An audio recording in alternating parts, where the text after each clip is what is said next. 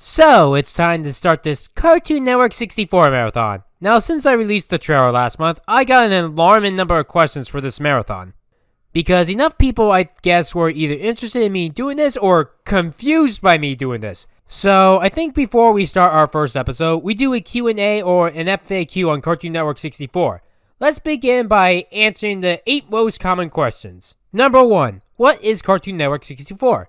Cartoon Network 64 is the name of this marathon that I'm titling on me reviewing every single Cartoon Network show that I've ever aired. Now, normally when I do reviews, I tend to put them in a series called Animation Reviews. That series is still going on, but my plans for that series is that once I hit 100 Animation Reviews, I'll be done reviewing forever. And I won't have a need to review animation anymore. And I am halfway done with that series hitting 50 reviews, which yes, my 50th review did come out yesterday. But I always thought that I wouldn't be able to review every single thing that I wanted to do as a animation review. And no, I don't want to exceed 100 reviews. So that's why I came up with CN64, which is the short way to say Cartoon Network 64, to knock a bunch of shows out of the way. Unlike animation reviews, where I go in-depth with a certain episode and can talk about a certain subject that an episode brings up and not the episode in of itself, CN64 is different, where I do have to talk about the actual show in of itself. I'm not going to go in-depth with every single episode, but to give a general review of each and every show. Number 2, is this similar to Nikorama? We haven't started yet, and I've already gotten this criticism. Let's get the obvious out. Yes, my idea for this did come from Nikorama, but remember, in the realms of the real world, stealing an idea is not a crime. It's a crime when you infringe on copyright, like say if you made your own episode of Avatar: The Last Airbender. Technically speaking, that would infringe on Viacom's rights. An idea in and of itself is not stealing. Plus, I thought it was a fun concept. Number 3, will you do one for Nickelodeon as well? No, there would be no point in doing that since John Leary did that, and I already edited more than half of them. Though if this project does succeed, then I'll do a Disney marathon in 2021. Number 4, what exactly qualifies for a Cartoon Network show? While I did show every single cartoon I'm reviewing in the trailer, A, not everyone saw that trailer, and B, some people were probably still confused. See this list here? This is every single Cartoon Network show that I'm reviewing, and I'll put this link into the description so that you can see it as well. Keep in mind, the first show that I'm reviewing is the Moxy show, and Steven Universe Future will be the last show. Even if newer shows come out this year, I won't review them because I wanted to stop at the end of the 2010s. So to get this out of the way, I'm not going to be reviewing anything that is part of the actual Warner Bros. Company, so nothing like Looney Tunes, DC Superhero Girls, Young Justice, or Teen Titans Original or Go. Or any smaller shows like Mucha Lucha. I'm not doing anything on Hanna-Barbera originals like Flintstones, Jetson, Tom and Jerry, and Scooby-Doo. The actual shows that I'm reviewing for this marathon are things that are produced and/or created in Cartoon Network Studios. I'm also not taking a look at imported shows from other countries like Canada. So nothing like any Teletoon show like Johnny Test, Total Drama, or 16. Also, why is Johnny Test new again? Didn't that show end like 6 years ago? Why is there a 7th season coming out? And why is there a new spin-off web series that aired literally the week that I'm recording this? Part of the blueprint shows the self-destruct button. You're right, if we can get to it. Then it's goodbye, evil Johnny. Enough jibba jabba. Also, no European shows, so nothing like Chop, Saki, Chooks, Robot Boy, or the Cramp Twins.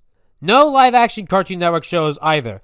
While they are official Cartoon Network shows, I only want to review the animated Cartoon Network shows. Maybe some other year I'll review these, but not this year. Also, that implies no live-action animation hybrids like Out of Jimmy's Head or The Annoying Aunt. And finally, no Adult Swim shows, so I'm not going to be reviewing things like Mr. Pickles or Rick and Morty. Although, the only exception is Samurai Jack Season 5, which I'm going to count that for the Samurai Jack review. You may notice that the actual total number of cartoons is 63, yet the marathon is 64, implying 64 videos. That's because I'm going to save the last video, the 64th one, as the video that talks about Cartoon Networks as a whole, including its real-life effect, the controversies, and the Cartoon Network Hotel, which I will be visiting in this final video. Number 5. Will this be a big improvement over Mr. Enter's Nikorama? It all depends on what angle you look at. I mean, I'm going to watch every single episode unlike Enter, but his marathon was a lot faster and done in a time span of 3 months. This marathon is going to quadruple that. It's going to take until next May to finish every show. That's because for each of these shows, I want to be as precise as possible so that I won't have to re-review them. Though some shows I will give their own future animation reviews.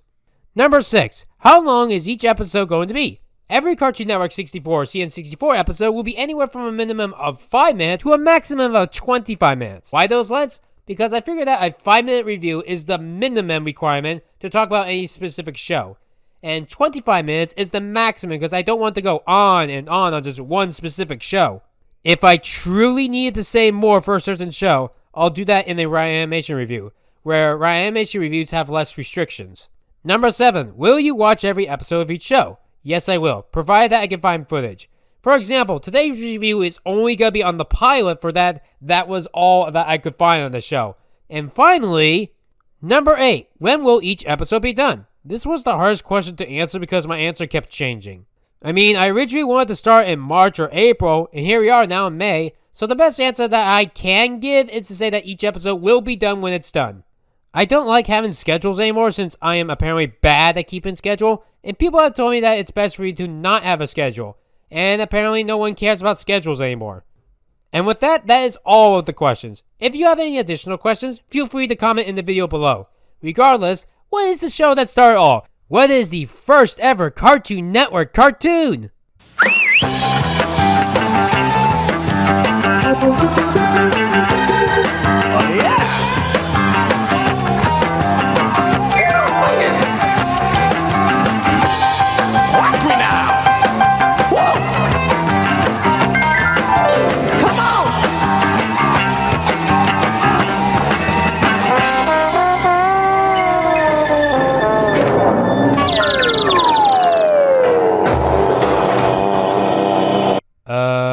What? The Moxy Show, or the Moxy and Flea Show. Okay then. So this is how Cartoon Network started? Ah boy, here we go. I don't even know where to begin on this one. Well, let's put it like this. DuckTales is the first ever Disney cartoon for the Disney Channel, and it's one of the most beloved cartoons of all time. Ren and Stimpy was the first ever Nicktoon, one of the most beloved cartoons of all time. The Moxy Show. How many of you guys know this show? I thought the first Cartoon Network show was a cartoon like Dexter's Laboratory or Powerpuff Girls. But no, it's this show that I have never heard of before this marathon. That's bizarre. And if you want to add on to the bizarreness, this show is animated in 3D. This is an odd decision, for many reasons. Number 1 is that shows weren't animated in 3D back then. Then again, in today's world, they're not really in 3D either. The only 2 successful shows are in 3D right now are Sonic Boom and Miraculous Ladybug, which apparently don't make any new episodes anymore. And number 2 is that the 2 competitors before this, Disney and Nickelodeon, were 2D as well. Maybe Cartoon Network thought being in 3D would have made them more profitable, but you gotta keep in mind, this is the only 3D cartoon on Cartoon Network. But here's even the weirder thing. The episode I'm reviewing came out in 1993. Now it's either November 26, 1993 or December 5th, 1993 when this show came out. I'm getting conflicting dates because this is the rarest of all the Cartoon Network shows, and yet this is the first ever Cartoon Network show. Regardless, this one was harder to do research on than any of the other cartoons. Using 3D this early is odd. I mean, sure, 3D animation was around for 2 decades now when 3D animation started in 1972, but this was 2 years before things like Toy Story, which came out in 1995. And that's what really pushed for 3D animation. And that movie is going to be 25 years old this year. But that's a movie. What about for television? Reboot, the animated show, came out a year after the Moxy show.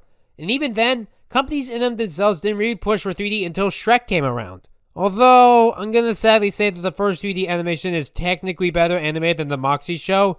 Now, I'm not gonna fault Moxy show on that since this technically was a first-time experiment, even though this 1972 animation here sadly looks better. However, the Moxy show did have a lot hanging on its line. This was essentially the show that had to tell people why Cartoon Network should be, you know, a network. And if this failed, then there might be no Cartoon Network. Yes, we eventually got a network, but that was only because of the Cartoons, which was the 3rd Cartoon Network show for the record. But even then, the Moxy show is my definition of a so bad it's good because, oh my fucking god, this is fucking insane! I haven't seen an animation this bizarre since this year. Dorbies, everywhere I look I see Dorbies, rolling to and fro I see Dorbies, why don't they go away? And to tell you the truth, this is even more bizarre than Dorby's. The Moxy show is the most bizarre animation I have ever seen, period. Now, normally I don't like going in depth with episodes like this, and I won't be doing this for the rest of the marathon, but since the Moxy show I could only find one episode, I think that it's appropriate to do it here. And how about that voice acting? Excuse me, where are we? What the fuck? Why is Chris Rock in this? No, seriously, that is Chris Rock. Why is he voicing the Flea in the very first Cartoon Network show? I understand getting celebrity voice actors for when your network is popular enough, but not when you are first starting out. But let's see how it goes. The animation at first does look nice. The car effect here actually looks impressive, and actually it uses a good blend of CGI and live action backgrounds. But you know what's not impressive? The writing. Attention listeners, please be advised, 2 brilliant hair scientists have escaped from the hair reformatory for men. They were last seen careening down the Florida highway at a high rate of speed. Styling ones and are to be considered extremely dangerous. We now return to our regularly scheduled program. We just started, and I'm already lost. But we're gonna get even more lost from here. My friend is a brim, and it's down by law. Yes, that is exactly what I want to hear in the first ever Cartoon Network episode of the first ever Cartoon Network show. A Flea talk about love and how he wears a hat. And then we transition to Donkey Kong's moon. Because get it? It looks like a banana. Speaking of Donkey Kong, the lip movement on these monkeys look exactly like the lip movements on the monkeys in the Donkey Kong Country cartoon. I wouldn't be surprised if they actually stole that idea from the Moxy show. Our planet faces a catastrophic catastrophe. Clump after clump. Our citizens are experiencing rapid hair loss. The dreaded Nair virus is upon us. It won't be long until all of us are hairless and pink. Maybe now not is the best time to talk about viruses, but are you implying that this virus makes you lose your hair? I think that's what he's saying because he's speaking in fucking gibberish! Our only hope lies with 2 brilliant runaway hair scientists from the planet Earth, who are at this moment speeding down the Florida highway, the thoroughfare for muscly sailors and skippers. Your mission is to bring them back to our planet. Suck the hair growth information out of their brains. Did you just say that you have to suck their heads to get the information out of their brains? That's not how you gain knowledge. You gain knowledge by talking to people, reading books. You don't just suck their heads.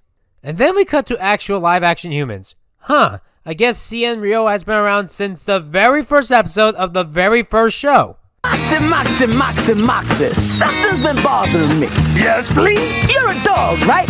That's correct. Well, dogs can't drive. And fleas can't fucking talk! Now cats can drive. Now if you're a cat, I feel a whole lot more comfortable. I mean, there are certain types of fleas that prefer cats, but generally speaking, fleas prefer dogs.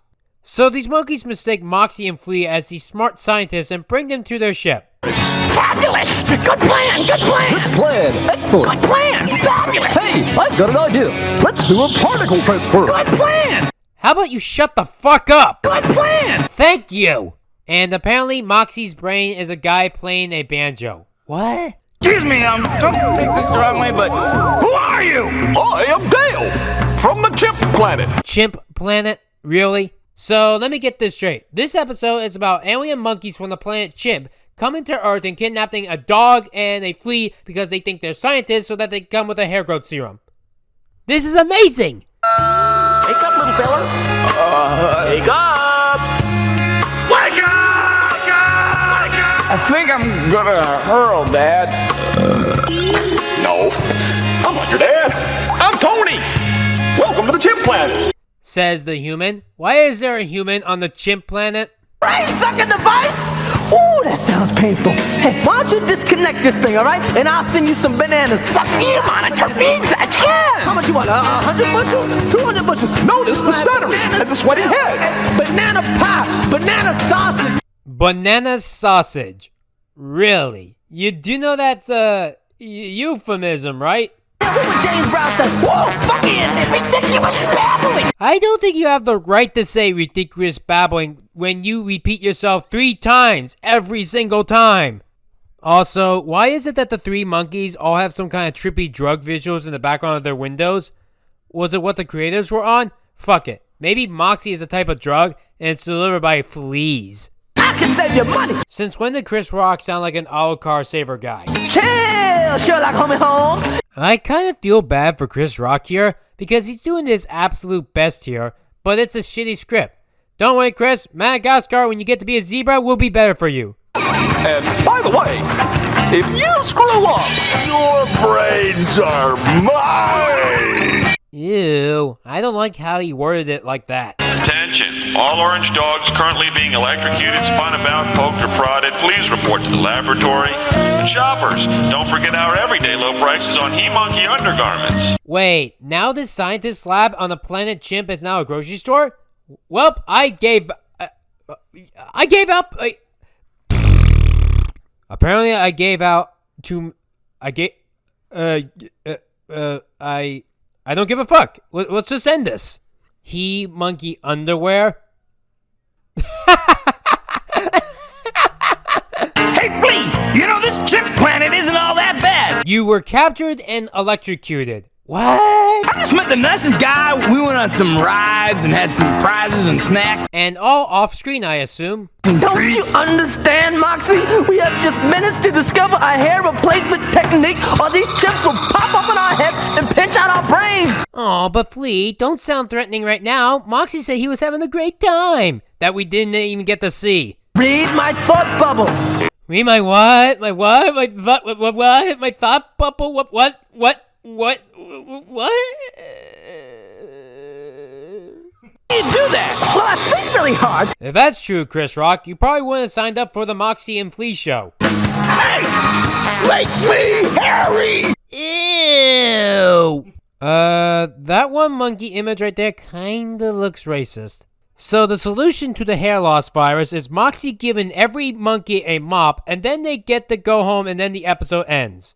And that was the Moxy show. This was fucking bizarre. The most bizarre animation I have ever seen.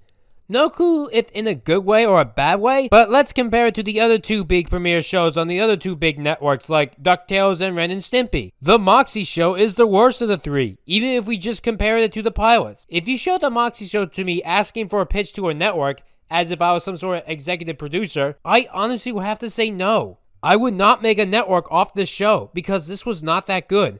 I mean, it's a so bad it's good to make fun of it, but it's not good in itself. I mean, I might rewatch this someday for shits and giggles, but that's pretty much it. I wouldn't consider making a network off this show. I really don't know why Cartoon Network became a network with this show. It's not good. Maybe the second show did better? What's the next show? Hello, I am Space Ghost. Welcome to my show. Space Ghost? Okay then, let's see how this show goes.